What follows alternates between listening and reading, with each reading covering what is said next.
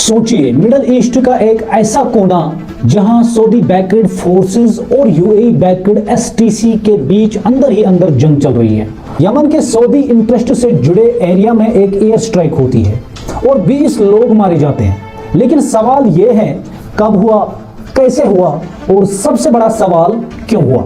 लेकिन दोस्तों, इस वीडियो को आगे बढ़ने से पहले सब्सक्राइब करना ना भूलें, कमेंट करके अपनी राय बताएं और शेयर करें ताकि मिडल ईस्ट का ये छुपा हुआ सच दुनिया के सामने आए। अब चलिए समझते हैं इस पूरे खेल को सेटअप बाय सेटअप। क्या हुआ? The air strike. रिपोर्ट्स के मुताबिक यमन के एक सऊदी बैक्ड जोन में अचानक एयर स्ट्राइक की गई। इस हमले में 20 से ज्यादा लोग मारे गए, ज्यादातर लोकल फाइटर्स और सिविलियंस। एरिया पर कंट्रोल था यूएई बैक्ड एसटीसी का, यानी सिचुएशन ये थी, सऊदी का इंटरेस्ट, यूएई का इन्फ्लुएंस और बीच में यमन की जमीन।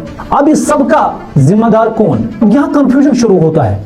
सऊदी अरबिया कहता है हम टेररिज्म के खिलाफ ऑपरेशन कर रहे हैं। दूसरी साइड से अगर देखा जाए, एसटीसी कहता है ये हमारे एरिया पर अटैक था। और यमन के आम लोग कहते हैं हमें सिर्फ लाशें मिली हैं। तो सच कहां है और कौन सा सच है? Saudi versus UAE. बहुत लोग सोचते हैं सऊदी अरबिया और यूएई एक ही साइड पर हैं, मगर रियलिटी कुछ और ही कहती है। बिल्कुल नहीं। सऊदी चाहता है सेंट्रल यमन पर कंट्रोल, यूएई चाहता है साउथ यमन पर पैकेट। और एसटीसी, यूएई का ग्राउंड पार्टनर ये है गल्फ रिफ्ट, जो कैमरास के सामने दोस्ती और पर्दे के पीछे जंग है। गल्फ रिफ्ट का असर यमन जल रहा है।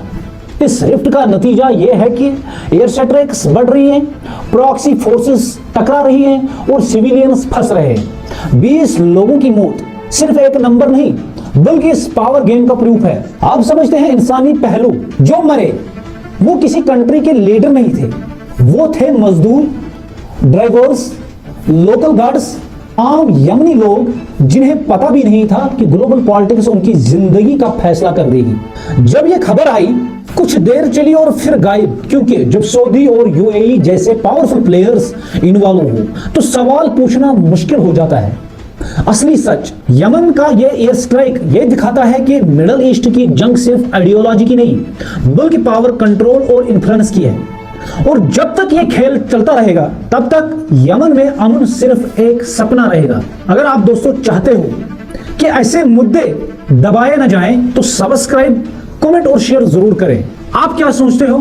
क्या ये सऊदी यूएई प्रॉक्सी वार है या ये सिर्फ एक मिलिट्री मिस्टेक? कमेंट में लिखना मत भूलना। मिलते हैं अगले वीडियो में। दीजिए इजाजत। अस्सलाम वालेकुम।